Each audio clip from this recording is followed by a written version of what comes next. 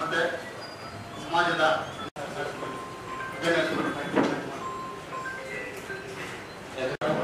ಸೇರಿ ಜಿಲ್ಲಾಧಿಕಾರಿಗಳಿಂದ ಸಂಘಟನೆಗಳಿಂದ ಚೆನ್ನಾಗಿ ಮಾಡಬೇಕು ಅನ್ನೋ ದೃಷ್ಟಿಯಿಂದ ಈ ಸಭೆಯನ್ನು ಕರೆದು ಸಲಹೆಗಳನ್ನು ಕೊಡಬೇಕು ಅಂತ ವಿನಂತಿ ಮಾಡ್ಕೊಂತ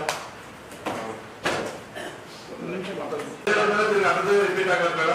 ಇನ್ನೇನು ಕೆಂಪೇಗೌಡ ಇದೆಯಲ್ಲ ಪಾರ್ಕ್ ಅಭಿವೃದ್ಧಿಗೆ ಸಭೆನ ಕೊಡ್ತಾ ಇದ್ರೆ ಅದರಲ್ಲಿ ಆ ಪಾರ್ಕ್ ಅನ್ನ ತಗೊಂಡು ಸ್ಟ್ಯಾಚ್ಯೂನ ಅಭಿವೃದ್ಧಿ ಮಾಡೋದನ್ನ ಮುಂದಿನ ದಿನಗಳಲ್ಲಿ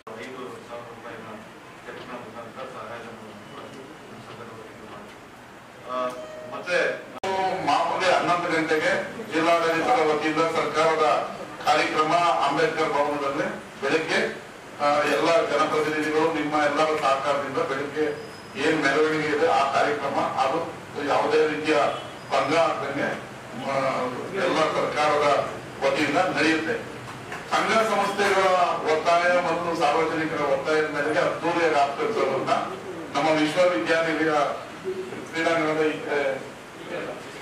ಭಾಗದಲ್ಲಿ ಒಂದು ಸಾಂಸ್ಕೃತಿಕ ಕಾರ್ಯಕ್ರಮ, ನಮ್ಮ ಒಕ್ಕಲಿಗರ ಸಂಘದ ಪ್ರತಿಭಾ ಪುರಸ್ಕಾರ ಮತ್ತೆ ಕೆಂಪೇಗೌಡ ಪ್ರಶಸ್ತಿ ಅಲ್ಲ, ಅದರ ಹೆಸರಲ್ಲಿ 5 ಜನಕ್ಕೆ ಅದಕ್ಕೊಂದು ಸಮಿತಿ ಮಾಡಿ ಯಾರನ್ನ ಆಯ್ಕೆ ಮಾಡ್ಬೇಕು ಅಂತ ಮಾಡಿ 5 ಜನಕ್ಕೆ ಈ ವರ್ಷದಿಂದ ಸನ್ಮಾನ ಮಾಡುವಂತ ಕಾರ್ಯಕ್ರಮವನ್ನ ಹಮ್ಮಿಕೊಂಡಿದ್ದೀವಿ.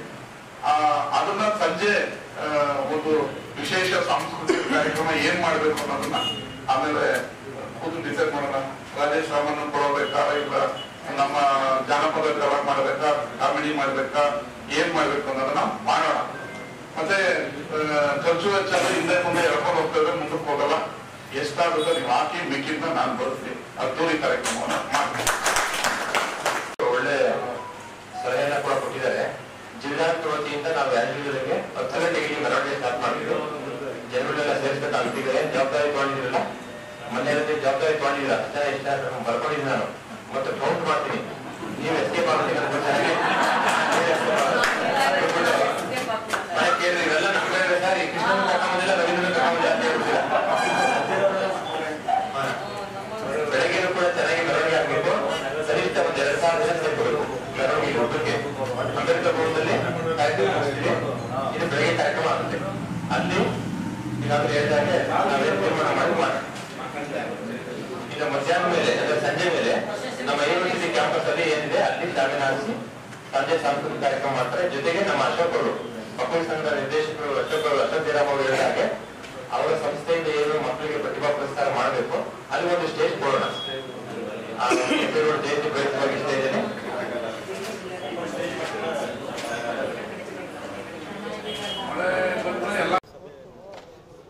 ಕೆಂಪೇಗೌಡ ಜಯಂತಿಯನ್ನು ಅದ್ಧೂರಿಯಾಗಿ ಆಚರಿಸಬೇಕು ಅಂತೇಳಿ ಜಿಲ್ಲಾಡಳಿತದ ವತಿಯಿಂದ ಇವತ್ತು ವಿವಿಧ ಸಂಘ ಸಂಸ್ಥೆಗಳು, ಸಾರ್ವಜನಿಕರು, ಮಂಡ್ಯ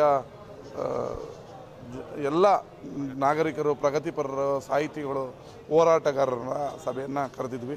ಸರಿಸುಮಾರು 100-150 ಅದಕ್ಕೆ ಬೃಹತ್ ಸಂಖ್ಯೆಯಲ್ಲಿ ಸೇರಿದರು. ಅವರೆಲ್ಲರ ಒಂದೇ ಒಕ್ಕರಳ ಅಂದರೆ ಅದ್ಧೂರಿಯಾಗಿ ಆಚರಣೆ ಮಾಡಬೇಕು ಅಂತ. ಈ ಬಾರಿ 30ನೇ ತಾರೀಕು ಭಾನುವಾರ ನಾವು ಬೆಳಗ್ಗೆ 11 ಗಂಟೆಗೆ ಜಿಲ್ಲಾಡಳಿತದ ವತಿಯಿಂದ ಮೆರವಣಿಗೆ ಮತ್ತು ಅದ್ಧೂರಿ ಉತ್ಸವವನ್ನು ಮಾಡ್ತಾಯಿದ್ದೀವಿ. ಸಂಜೆ ವೇದಿಕೆ ಕಾರ್ಯಕ್ರಮವನ್ನು, ಇನ್ನೊಂದು ವೇದಿಕೆ ಕಾರ್ಯಕ್ರಮ, ಸಾಂಸ್ಕೃತಿಕ ಕಾರ್ಯಕ್ರಮ ಮತ್ತು ಒಕ್ಕಲಿಗರ ಸಂಘದ ಅವರ ಕೋರಿಕೆಯ ಮೇರೆಗೆ ಪ್ರಶಸ್ತಿ ಅಲ್ಲ ಪ್ರತಿಭಾ ಪುರಸ್ಕಾರ ಕಾರ್ಯಕ್ರಮ ಮತ್ತು 5 ಜನಕ್ಕೆ ವಿವಿಧ ಇದರಲ್ಲಿ ಸಾಧನೆ ಮಾಡಿದವ್ರಿಗೆ 5 ಜನಕ್ಕೆ ಪ್ರಶಸ್ತಿಯನ್ನು ಕೊಡುವಂಥದ್ದನ್ನು ನಿರ್ಣಯನ ಮಾಡಿದ್ದೀವಿ. ಈ ಬಾರಿಯಿಂದ ಕೆಂಪೇಗೌಡ ಜಯಂತಿನ ಅದ್ಧೂರಿಯಾಗಿ ಆಚರಣೆ ಮಾಡೋಕ್ಕೆ ನಿರ್ಧಾರ ಮಾಡಿದ್ದೀವಿ. ಕೆಂಪೇಗೌಡ ಪಾರ್ಕನ್ನು ಆಲ್ರೆಡಿ ಮಾಡಿದ್ದಾರೆ. ಅದಕ್ಕೀಗ ನಾನು ಹಣವನ್ನು ಸರ್ಕಾರದ ವತಿಯಿಂದ ಫಂಡನ್ನು ಹಾಕಿ ಆ ಪಾರ್ಕನ್ನು ಅಭಿವೃದ್ಧಿ ಮಾಡಿ ಅಲ್ಲೊಂದು ಸಾಧಕ ಬಾಧಕಗಳನ್ನು ಚರ್ಚೆ ಮಾಡಿ ಅಲ್ಲೊಂದು ಅಶ್ವಾರೂಢ ಕೆಂಪೇಗೌಡರ ಪ್ರತಿಮೆಯನ್ನು ಸ್ಥಾಪನೆ ಮಾಡಬೇಕು ಅಂತೇಳಿ ನಿರ್ಣಯನ ಕೈಗೊಂಡಿದ್ದೀವಿ. ಅದು 30ನೇ ತಾರೀಕು ಮಂಡ್ಯದ ಎಲ್ಲ ಪ್ರಗತಿಪರರು ಎಲ್ಲ ಸಾರ್ವಜನಿಕರು ಅದ್ದೂರಿ ಕೆಂಪೇಗೌಡ ಜಯಂತಿಯಲ್ಲಿ ಭಾಗವಹಿಸಬೇಕು. ಅವತ್ತು ಇನ್ನು ವಿವಿಧ ಕಾರ್ಯಕ್ರಮಗಳನ್ನು ಮುಂದಿನ ದಿನಗಳಲ್ಲಿ ಹೇಳ್ತೀನಿ ಏನೇನು ಅಂತ. ಹಲವು ದಿನಗಳಿಂದ ಶುಗರ್ ಫ್ಯಾಕ್ಟ್ರಿಯಲ್ಲಿ ವೇಜಸ್ಸು ಈ ಸಣ್ಣ ಪುಟ್ಟ ಸಾರ್ವಜನಿಕರಿಗೆ ಏನು ಕಾರ್ಮಿಕರಿಗೆ ಬರಬೇಕಾಗಿತ್ತು ಸರ್ಕಾರದ 10-15 ವರ್ಷದಿಂದ ನಿಂತಿತ್ತು.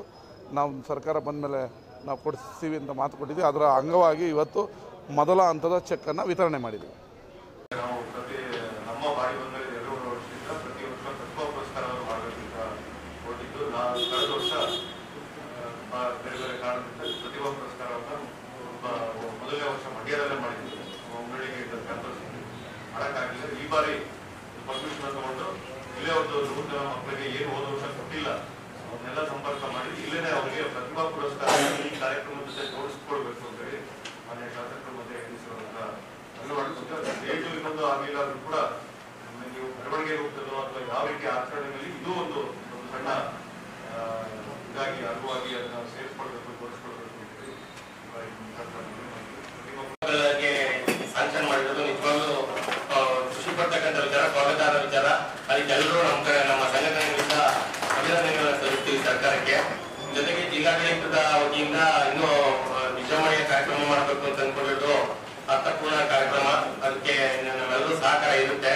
ಅದನ್ನ ತಾವೆಲ್ಲ ಕೂತ್ಕೊಂಡು ಏನ್ ಡಿಸೈಡ್ ಮಾಡ್ತೀರಾ ಅದಕ್ಕೆ ನಾವು ಭದ್ರ ಆಗ್ತೀವಿ ಸಂಘಟನೆಗಳು ಅಂತ ಕೇಳ್ಕೊಳ್ತಾ, ಸರ್ ಒಂದೇ ಒಂದು ವಿಚಾರ ಏನಂದ್ರೆ, ಮೊದಲನೇದು ಈ ಜಿಲ್ಲೆಯಲ್ಲಿ ಹುಟ್ಟಿದ್ರು ಜಿಲ್ಲೆ ಇದು ಪ್ರತಿಮೆ ಆಗ್ಲೇಬೇಕು. ನಾನು ಮೊನ್ನೆ ಕಳೆದ ಸರಿ ಡಿಸಿ ಸಾಹೇಬರು ಅಧ್ಯಕ್ಷರಾದಾಗ್ಲೂ ಹೇಳಿದ್ವಿ, ಅದಕ್ಕೋಸ್ಕರ ಜಾಗ ನೀತಿಯಾಗಿದೆ.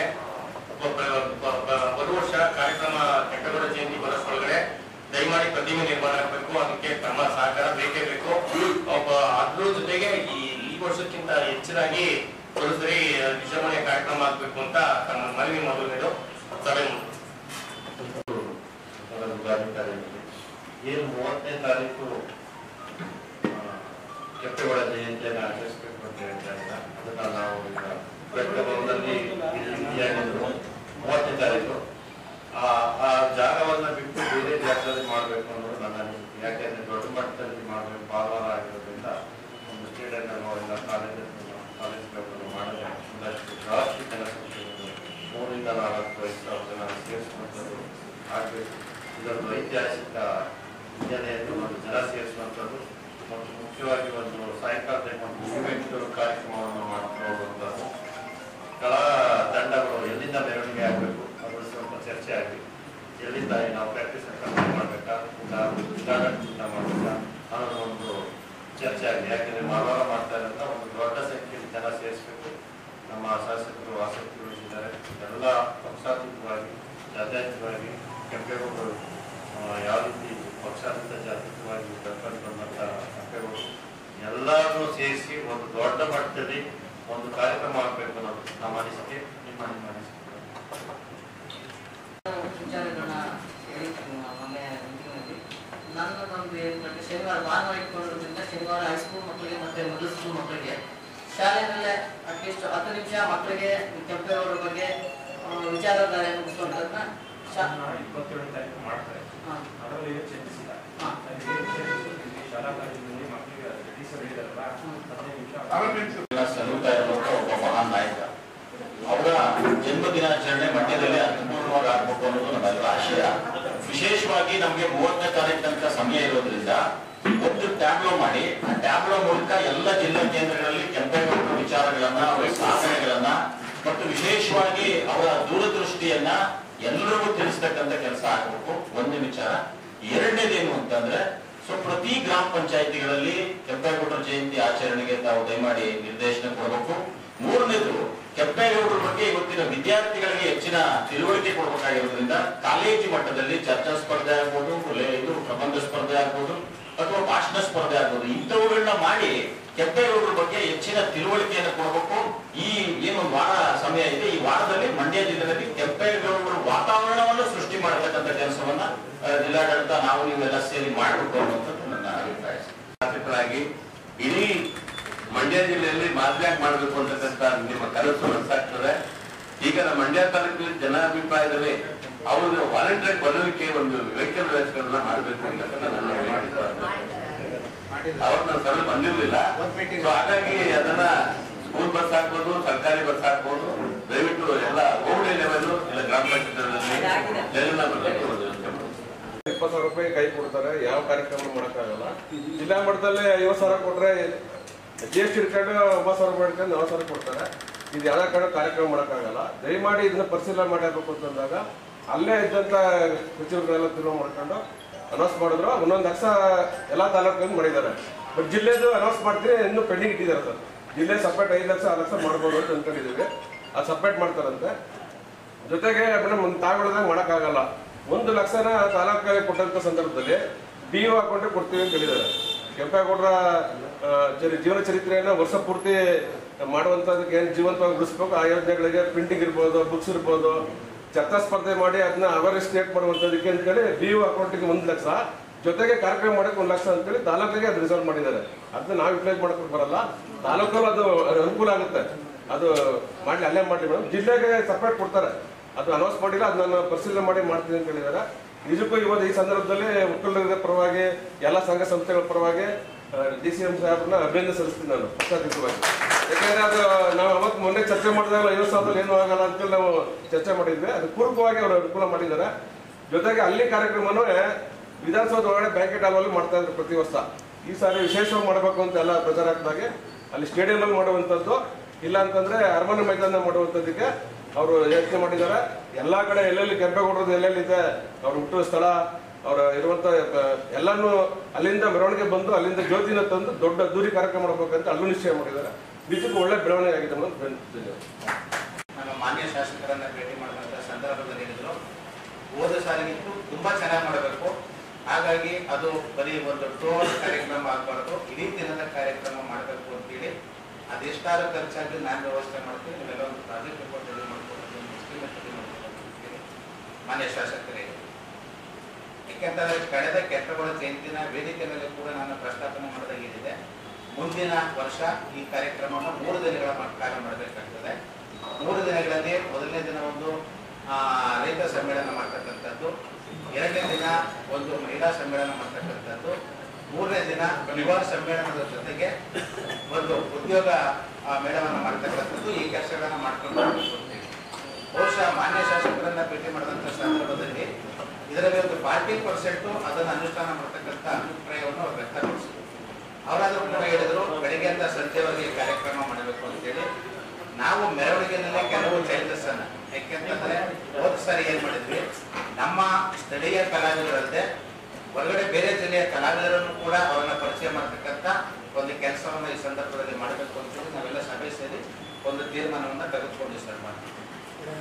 ಅದರ ಪ್ರಕಾರ ಚಂಡೇವಾದ್ಯ ಮತ್ತೆ ಹುಲಿ ವೇಷಧಾರಿಗಳು ಮತ್ತೆ ಕರಾವಳಿಯಲ್ಲಿ ಇರ್ತಕ್ಕಂಥ ಒಂದು ಕಲಾ ತಂಡಗಳನ್ನ ಕಳಿಸಬೇಕು ಅಂತಕ್ಕಂಥದ್ದು ಎಲ್ಲರ ಅಭಿಲಾಷೆ. ಆ ಪ್ರಕಾರ ಹೆಚ್ಚು ಕಡಿಮೆ ಒಂದು 10 ಇವೆಂಟ್ನ ಮೆರವಣಿಗೆಯಲ್ಲಿ ಮಾಡಬೇಕು ಅಂತಕ್ಕಂಥದ್ದು. ಅದರ ಜೊತೆಗೆ ಒಂದು ನಿರ್ಧಾರವನ್ನು ತೆಗೆದುಕೊಂಡ್ವಿ, 1,000 ಅಡಿ ಕನ್ನಡ ಧ್ವಜನ ಪ್ರದರ್ಶನ ಮಾಡ್ಕೊಂಡು ಹೋಗ್ತಕ್ಕಂಥದ್ದು ಒಂದು ವ್ಯವಸ್ಥೆಯನ್ನು ಮಾಡಬೇಕು ಅಂತೇಳಿ ಹಾಗಾಗಿ ನಾವು ತೀರ್ಮಾನವನ್ನ ತೆಗೆದುಕೊಂಡ್ವಿ. 1,000 ಅಡಿ ಕನ್ನಡ ಧ್ವಜವನ್ನ ಇದು ಮಾಡ್ಕೊಂಡು ಹೋಗ್ತೀವಿ. ನಾವು ಸಾಮಗ್ರಿಯನ್ನ ರೆಡಿ ಯಾವುದು ರಾಷ್ಟ್ರಧ್ವಜವನ್ನ ನಾವು ಇದ್ರ ಜೊತೆಗೆ 1,000 ಅಡಿ ಕನ್ನಡ ಧ್ವಜ ಕೂತ್ಕೊಂಡು ಹೋಗ್ತಾರೆ. ಶಾಲಾ ಮಕ್ಕಳು ಕೂಡ ಅದರಲ್ಲಿ ಭಾಗವಹಿಸ್ತಾರೆ, ಸಭಾ ಕಾರ್ಯಕ್ರಮದಲ್ಲಿ ಕೂಡ ಭಾಗವಹಿಸ್ತಾರೆ. ಆ ಮಕ್ಕಳಿಗೆ ಅವೇರ್ನೆಸ್ ಕೂಡ ಬರ್ತದೆ ಅಂತಕ್ಕಂಥದ್ದು. ಹಾಗಿದ್ರೆ ಸಬ್ಸ್ಕ್ರೈಬ್ ಬಟನ್ ಮೇಲೆ ಕ್ಲಿಕ್ ಮಾಡಿ ಹಾಗೂ ನಮ್ಮ ಹೊಸ ವಿಡಿಯೋಸ್ ಅಪ್ಲೋಡ್ಗೋಸ್ಕರ ಪಕ್ಕದಲ್ಲಿ ಕಾಣುವ ಬೆಲ್ ಬಟನ್ ನಮ್ಮೆಲ್ಲ ವಿಡಿಯೋಗಳನ್ನ ಲೈಕ್ ಮಾಡಿ, ಶೇರ್ ಮಾಡಿ ಹಾಗೂ ಕಮೆಂಟ್ ಮಾಡಿ.